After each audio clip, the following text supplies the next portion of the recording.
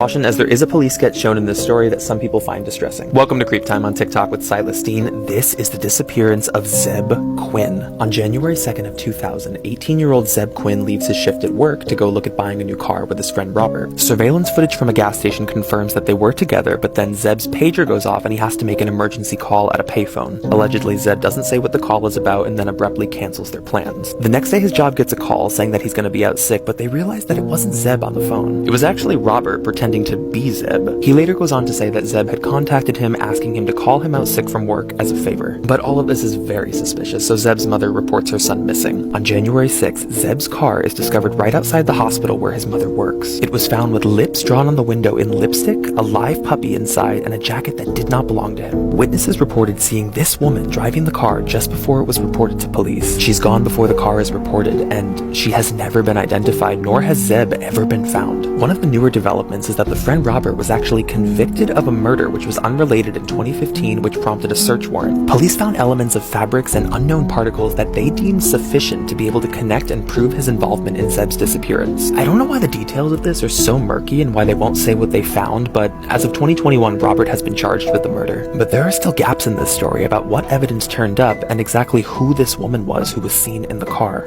We need to talk about this photo. This was sent to me by one of my followers, Laura, and when I read this true story about what happened to her, my jaw was on the floor. I've never read a story that actually happened to someone that was this terrifying. So let's get into the story. This photo was taken when I was 1. I had a nanny back in Indonesia and she acted very strange. Everyone felt uneasy around her and felt chills whenever she was around. Her eyes were cold and she was awkward, but at first we didn't think much of it. She was only around for a couple weeks because the next thing that happened blew my mind. One day my mom came home and found our door unlocked, the lights off, and the sound of someone's voice chanting. And on top of that, I was screaming and crying. So my mom got our neighbor and together they barged in the door, only to find me latched onto my nanny and no one could pull me off.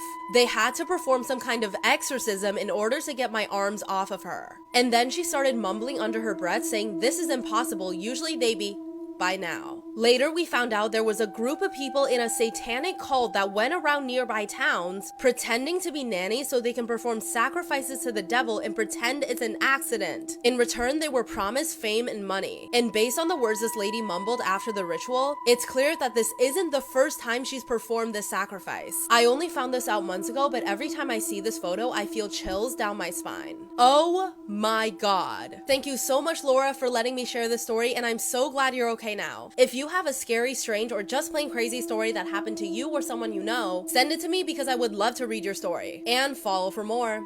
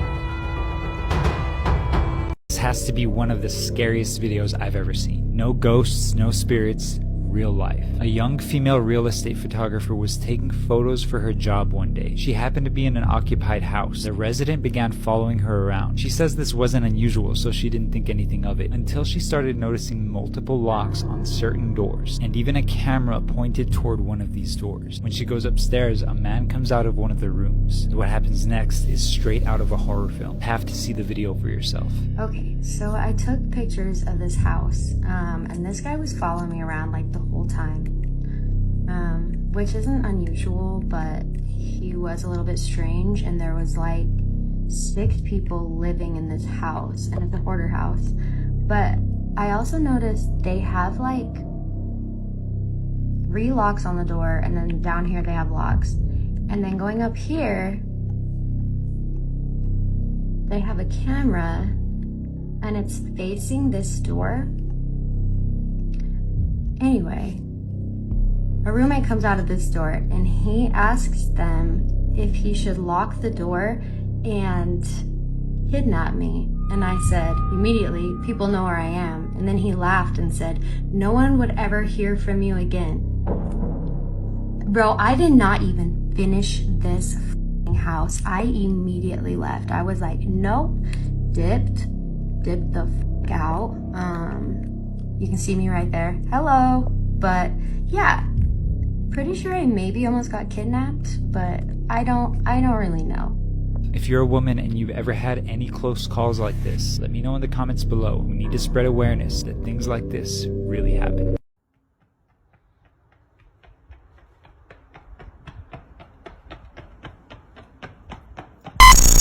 Let's talk about the I am God thread that happened on 4chan years ago.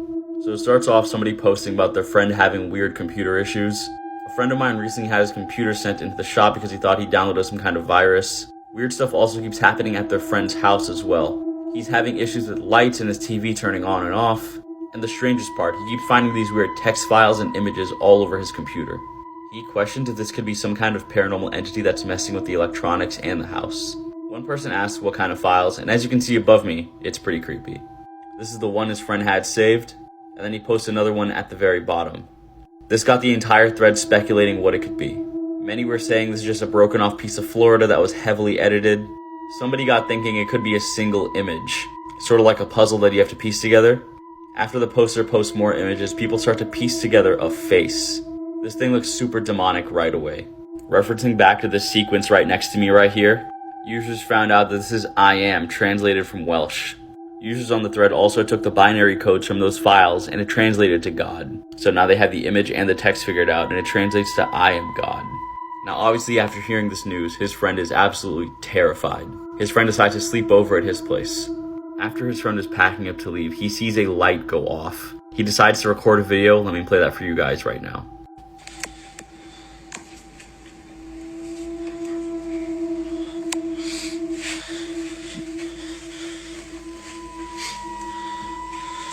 In that video, in the middle of it for a split second, you can see this red orb type thing. Many users on the thread were arguing that this is the face they saw when they put together the image. Now obviously it is so blurry so we can't really tell if that's true or not, but if you listen to the audio really closely you can also hear "Get Away From Me." I'm not sure who that came from, whether it was the OP that posted this video or the thing. Soon after, a nose and a mouth gets posted and they finally piece the image together. This is the full image. The OP says, "Here it is, the face of God," and the thread ends there. This is the face, completed. Many have argued that it does look like that red orb that we saw in the previous video that I showed you. But this is definitely a creepy thread for sure. I'm not sure what came about the guy or his friend. Was this fabricated? Was it real? Was it a mix of both? We're never gonna know. Let me know what you guys think about this in the comment section below. And let me know what you guys want to see next.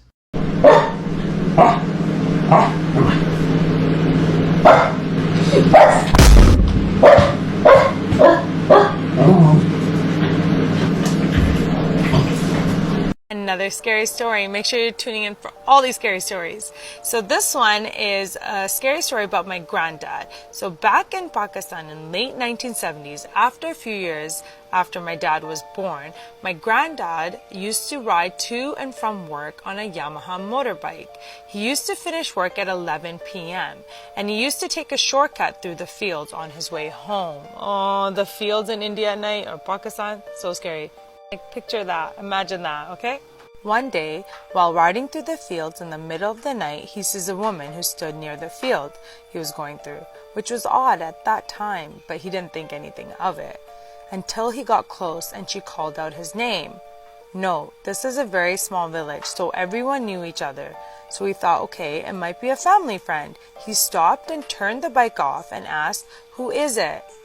The woman responded with no name, but said in Urdu, "Can you give me a ride to the other side of the field?" He then responded with, "I don't know who you are. I can't give a ride to a woman I don't know," as he's a very Islamic man. He then said sorry and started the bike ride. Halfway through the field, when he heard his name being called again by the same woman, who stood about 5 meters behind the motorbike, when he stopped, after hearing his name being called the second time, he looked back and responded with, "Kya hai?" meaning, "What is it?" She then said in Urdu, "If you gave me a ride, I would have killed you at this spot." At that point, he noticed her feet were long and black and pointing in the opposite direction. Then he started his bike and sped off straight home, not telling anyone what happened. Oh my God. He then stopped using that way to get home and took the main road. A few weeks later, his co-worker was found to have a heart attack in the same spot that he saw that woman. His co-worker lived close to him and used to take the same route home. My grandfather never told anyone until my dad was 15 and wanted to hear a real jinn story. Of course, no one in the village believed my dad when he told them this, as it had been a decade since the man had died. One day, the owner of the field heard screams at 2 a.m. and saw a woman matching the description my dad told everyone. It is said that mentioning her to the village people brings her back, or a person of the village does black magic and sends a jinn. We'll never know. When my dad told me the story, no, I was born in England and there's no way a person from the village heard him tell me this, as we were in England. A man was found dead on the same spot in the same field and died of a heart attack. Oh my gosh, that's so scary. So anytime they mention this story, someone passes away there. I hope me mentioning it. Oh my God, please God. I'm going to pray tonight so hard. Meditate and pray. Anyway, send me more story, guys. These are so good.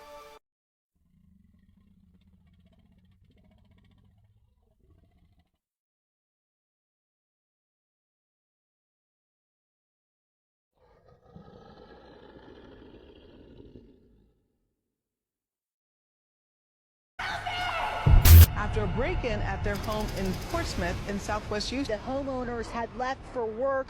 Their teenage daughter, though, was home. Texted her mom and she said, "Are you home?" The mother said, "No, still with your dad. What's up?" She said, "I heard someone come in."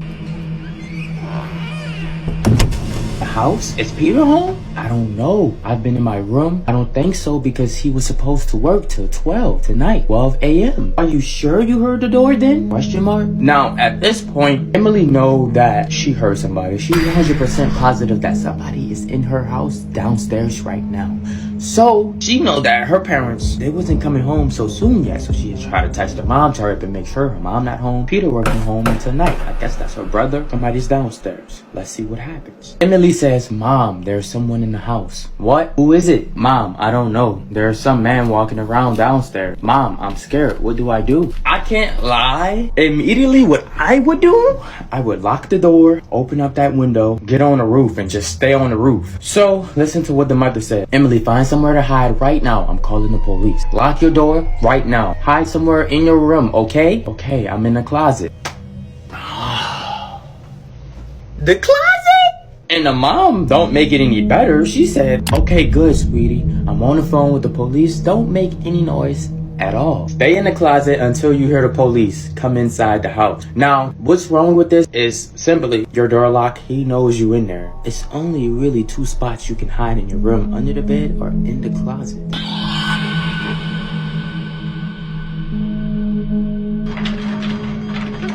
That's why I gave y'all behind that pillow method. Hide behind your pillows on the bed. You camouflage. That's why I say keep your door unlocked, because someone was to walk in your room. They check in the closet, under the bed. They're not going to check behind the pillows. They're going to think no one's even in the room. If I lock the door, I'm leaving the house, going on the roof, or running away from outside the window. I'm locking the door because I don't want them to take none of my things. Maybe they just can't unlock it. Emily said, she replies back with, "Okay." The mom said, "Do you still hear him?" "Mom, he's trying to open the door."